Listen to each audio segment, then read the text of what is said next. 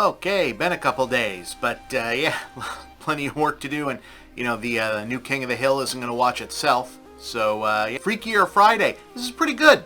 Yeah, I think I'm of the I'm of the vintage and age where the original, well, remake that this is a sequel to, which I believe at this point is like the third remake of Freaky Friday, which is based on a book. But they count this as, I think there was the 70s one, then there was one in the either the late 80s or early 90s that was on TV. I think Shelley Long was in. And then this one with Lindsay Lohan and Jamie Lee Curtis was the late 90s. I think they did it again in the 2000s, and now there's the sequel. And there's a canon sequel to the book, which they also did as a movie, which I think was like unrelated. Well, related in that it's a sequel, but it's not like the same plot again. I think like they give the neighbor kid a TV that predicts sports betting or something. I don't know, 70s kids books are weird. A lot of cocaine back then. I know that not everybody likes the shade look for these video reviews, but with this Canadian wildfire smoke in the air, you should be glad that you're not seeing how much I'm blinking and how many edits there are in this right now with the air here in the Northeast. Good Lord. But in any case, this is the sequel to the remake from the late 90s with Lindsay Lohan and Jamie Lee Curtis. And I think I'm exactly of the wrong age that this would have been like, and also a guy, where this wouldn't have been like a, sleepover tape for me. But I remember it being a perfectly decent movie. This is a perfectly decent sequel. Charming and harmless, as this kind of Disney fare goes, would be the review for both of them. First time in a while that I've been able to say about a comedy that this is the sort of family comedy that almost you can feel wants to be rewarded for the jokes that it's not telling more so than the jokes it's getting off, if that makes sense. In this case, having gone back and watched the original, you may or may not remember, based on how long it's been since you actually watched the first one all the way through. This is a body swap comedy, by the way. I think I'm not sure if this is the original body swap premise, but it's certainly among the first, where a parent and child swap, do a brain body swap to learn a lesson about how hard the other's life is or is not.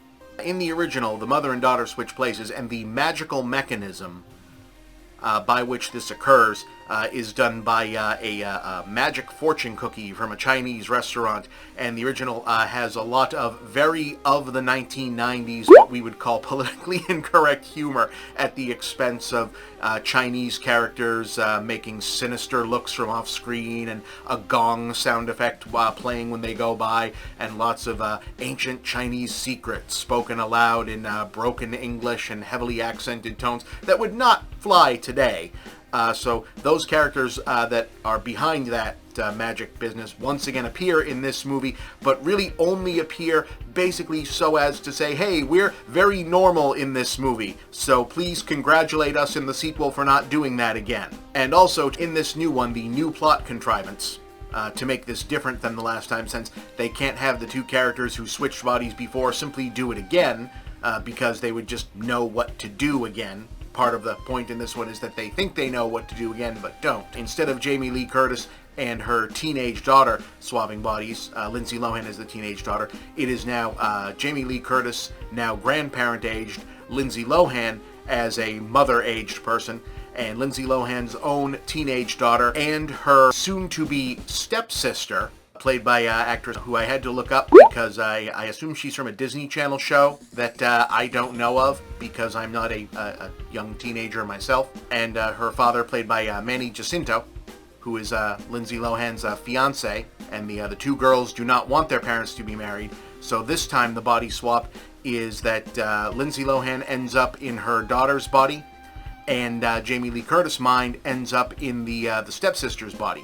So while the two adult women in the teenage girls' bodies, the mother and the grandmother, are going around trying to find the source of the magic switch to change this back, the two girls are conspiring behind the two adult women to break up this wedding that they don't want to happen.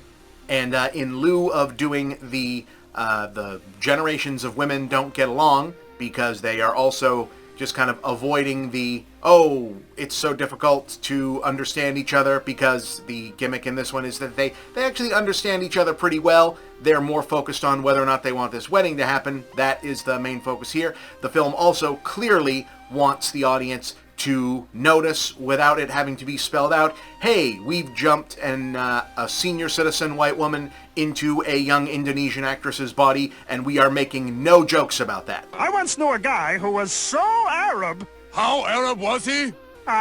He was so Arab that everybody liked him, and there was nothing funny about him at all. And you know what? Pretty good. Good job, movie. You've come a long way. Wow, that's much better.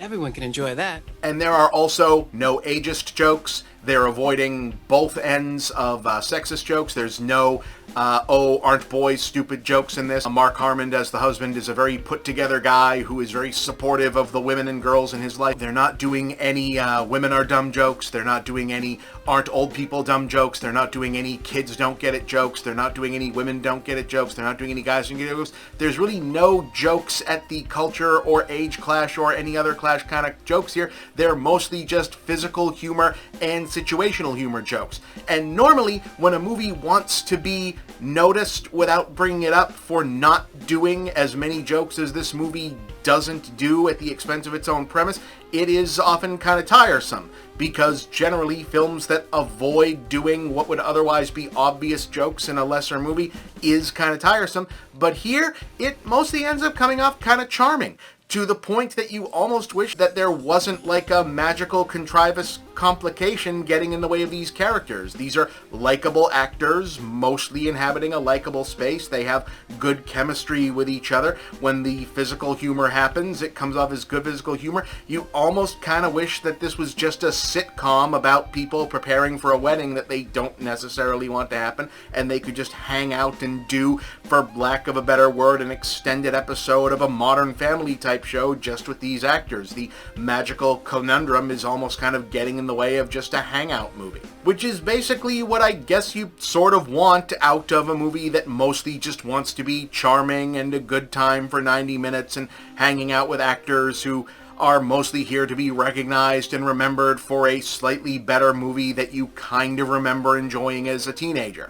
Obviously, it's neither high art nor high culture nor high comedy, but it gets itself across, it has a good lesson to it, and everyone basically delivers. There's nothing particularly special, particularly unique, or particularly memorable about it. It's also not egregiously unmemorable. I wouldn't call it a waste of time, even as I'm struggling to remember particular details of what made it agreeable. And if this sounds like I'm mostly saying, yeah, this was decent enough about a movie that is mostly getting a video on the channel because it's definitely going to be popular and searched for and I could use the clicks, yeah.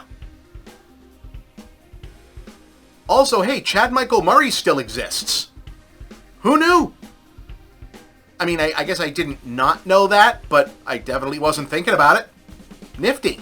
Call it a 6 out of 10. You know, I also hope they let Manny be in more Star Wars because I enjoyed him in The Acolyte. I also enjoyed The Acolyte. Everybody was too hard on that. People should really get over their shit about that one.